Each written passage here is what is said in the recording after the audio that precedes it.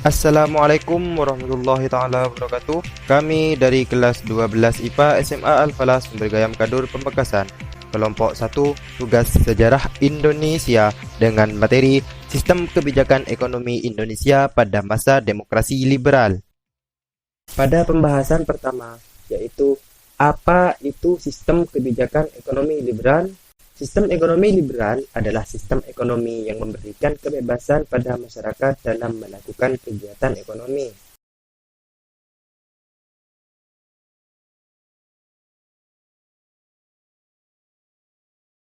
Setelah pengakuan kedaulatan Indonesia sebagai hasil konferensi meja bundar, diikuti dengan pembentukan dan pembubaran RIS, Indonesia yang telah kembali ke bentuk negara kesatuan dan memasuki masa demokrasi liberal mengalami banyak permasalahan ekonomi, antara lain besarnya jumlah mata uang yang beredar, tingginya biaya hidup, hutang luar negeri yang mencapai 1,5 triliun rupiah dan hutang dalam negeri yang mencapai 2,8 triliun rupiah. Defisit sebesar 5,1 miliar rupiah yang harus ditanggung pemerintah dan pertambahan jumlah penduduk dengan taraf hidup yang rendah. Permasalahan-permasalahan ini disebabkan oleh beberapa faktor, antara lain: 1. Adanya angka pertumbuhan jumlah penduduk yang besar. 2. Terdapat ekspor-impor hanya bergantung pada hasil perkebunan. 3. Defisit yang harus ditanggung oleh pemerintah Republik Indonesia pada waktu itu sebesar 5,1 miliar rupiah. 4. Tidak stabilnya situasi politik dalam negeri mengakibatkan pengeluaran pemerintah untuk operasi-operasi keamanan yang semakin meningkat. 5. Pemerintah Belanda tidak mewarisi ahli-ahli yang cukup untuk mengubah sistem ekonomi kolonial menjadi sistem ekonomi nasional. 6. Adanya politik keuangan pemerintah Indonesia tidak dibuat di Indonesia, namun dirancang di Belanda. Dan yang ketujuh, setelah pengakuan kedaulatan dari Belanda pada tanggal 27 Desember 1949, bangsa Indonesia menanggung beban ekonomi dan keuangan seperti yang telah ditetapkan dalam hasil KMB. Beban tersebut berupa utang luar negeri sebesar 1,5 triliun rupiah dan utang dalam negeri sejumlah 2,8 triliun rupiah. Terjadi banyak pemberontakan di daerah yang menyebabkan tingginya pengeluaran negara untuk bidang keamanan dan militer. Kabinet yang terlalu sering berganti menyebabkan rencana ekonomi yang telah disusun tidak berhasil dieksekusi sampai sempurna. Upaya-upaya pemerintah untuk memperbaiki keadaan ekonomi antara lain: 1. Kebijakan Gunting Safrudin. Kebijakan ini dikeluarkan pada tanggal 20 Maret 1950 oleh Menteri Keuangan saat itu, Safrudin Prawira Negara. Kebijakan ini dilakukan dengan cara menggunting uang kertas menjadi dua bagian kanan dan bagian kiri. Guntingan uang kertas bagian kiri tetap merupakan alat pembayaran yang sah dengan nilai separuh dari nilai nominal yang tertera.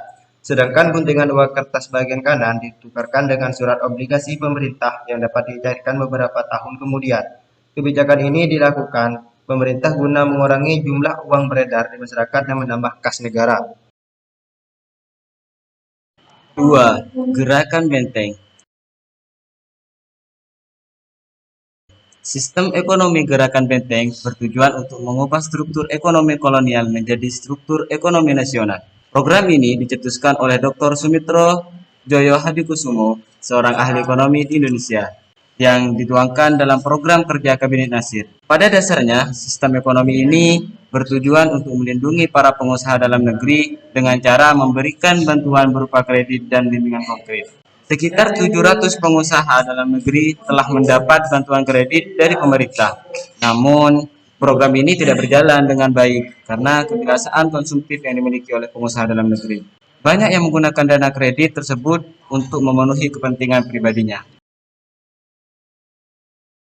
3. Nasionalisasi DJVS Bank.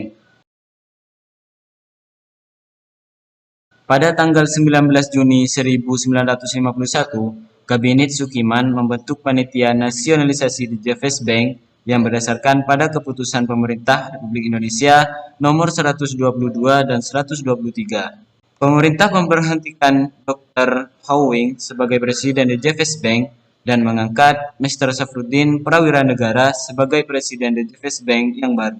Pada tanggal 15 Desember 1951 diumumkan Undang-Undang Nomor 24 Tahun 1951 tentang nasionalisasi The JVS Bank menjadi bank sentral.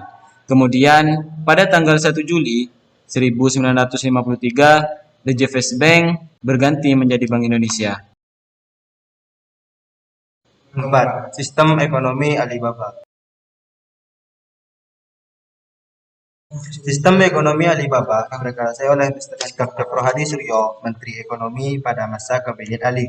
Kabinet ini fokus pada kebijakan Indonesia dan mengutamakan kaum pribumi. Kata Ali mewakili pengusaha pribumi dan Baba mewakili pengusaha Tionghoa.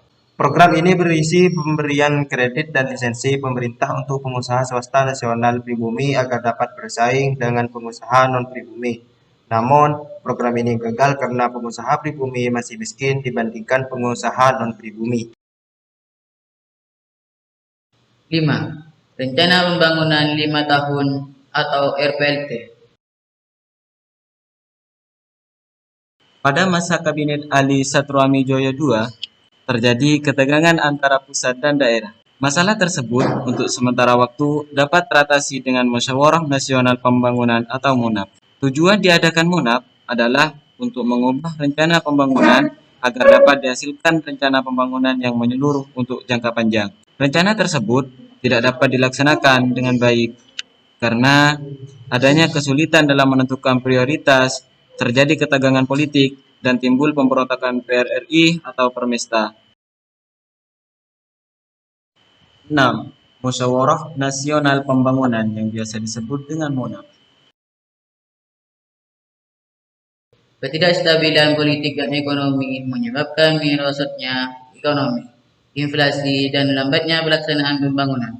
Pada awalnya, Kabinet menekankan pada program pembangunan ekonomi jangka pendek, kemudian bentuk Badan Rancangan Pembangunan Nasional yang tersebut Biro Rancangan Negara. Pada bulan Mei 1956, Biro ini menyusun RPLT. 7. Nasionalisasi perusahaan asing. Selain kebijakan-kebijakan yang diberlakukan pada warga negara Indonesia, perkembangan kehidupan ekonomi bangsa Indonesia di masa demokrasi liberal juga tidak lepas dari kehadiran perusahaan-perusahaan asing yang dijadikan menjadi milik pemerintah Indonesia atau lebih dikenal dengan nasionalisasi. Tahap ini dimulai sejak Desember 1958 dengan dikeluarkannya Undang-Undang tentang Nasionalisasi Perusahaan-Perusahaan milik Belanda. Beberapa perusahaan asing yang dinasionalisasi oleh pemerintah Indonesia diantaranya adalah Bank Dagang Negara, Bank Umum Negara, Bank Eksim, dan Garuda Indonesia.